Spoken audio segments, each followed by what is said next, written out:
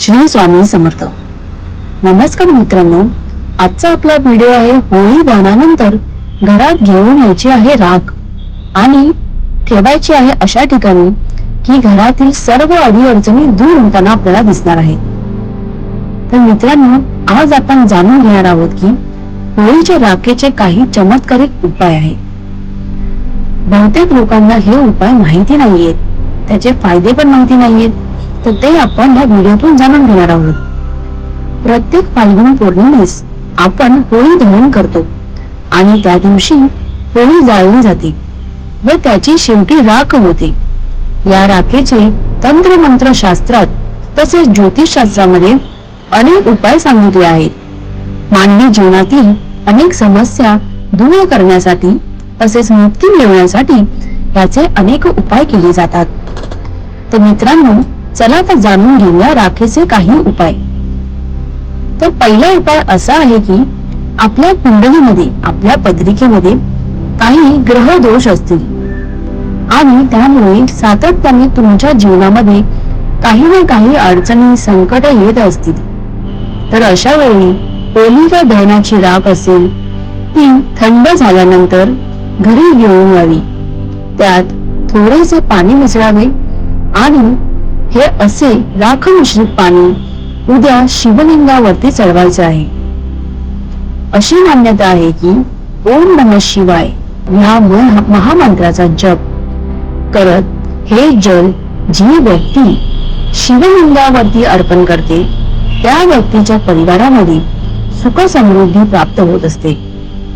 त्यांच्या कुटुंबामध्ये येणाऱ्या सर्व समस्या नाहीशा होतात.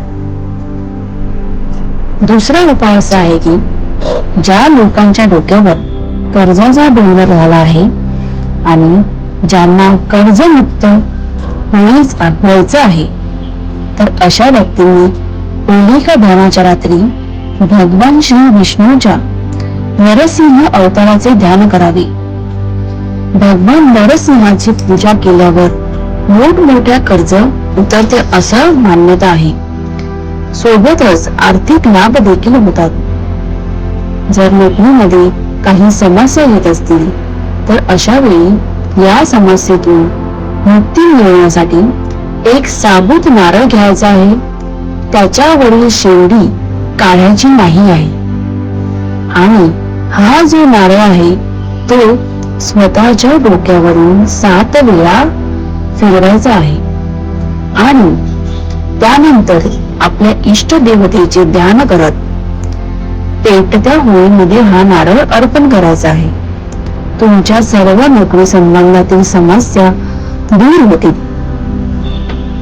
तर मित्रांनो, आपल्या घरामध्ये सतत एखादी व्यक्ती जर आजारी पडत असेल, तसेच आपले लहान मुलंच घ्या, लहान मुलं आपले भरपूर वेळा आजारी पडत असतात. सारखं ताप, सर्दी, खोकला चालण्या काही चालू असतं. तर होळीच्या राखीचा एक उपाय तुम्ही करू शकता. होळी दहनानंतर राख घेऊन येऊन त्याचा थोडासा शिडकाव आपण आजारी व्यक्तीवर करावा. अगदी थोडीशी राख आपण आजारी व्यक्तीवर टाकायची आहे. मित्रांनो, हा अगदी छोटासा उपाय आहे, मात्र यामुळे घरातील मोठे आजारपण दूर होताना दिसून येते. तसेच बहुतेक वेळा सर्व लोक होळीच्या पाया पडताना नारळ होळीतून परत रिटर्न घेतात, त्याच्या टिळा लावतात डोक्याला. तो पण एक प्रकारे तुमचे आजारपण त्याच्यावर पण दूर होते. टिळा म्हणजे राख आपण ऑटोमॅटिकली आपल्या कपाळाला लावली जाते. तर जर तुमच्या घरावर सातत्याने संकट येत असतील तर आपण ही होळीची राख आपण आपल्या घरात घेऊन यायची आहे. एका काचेच्या भांड्यात ठेवायची. नंतर त्यात थोडे खडे मीठ थोडे टाकायचे आहे व थोडीशी मोहरी आणि नंतर हे भांडे आपण आपल्या घरातील एका साफ व सुटक्या जागी ही वाटी ठेवून द्या आणि घरातील सर्व नकारात्मक शक्ती घरातून दूर होते.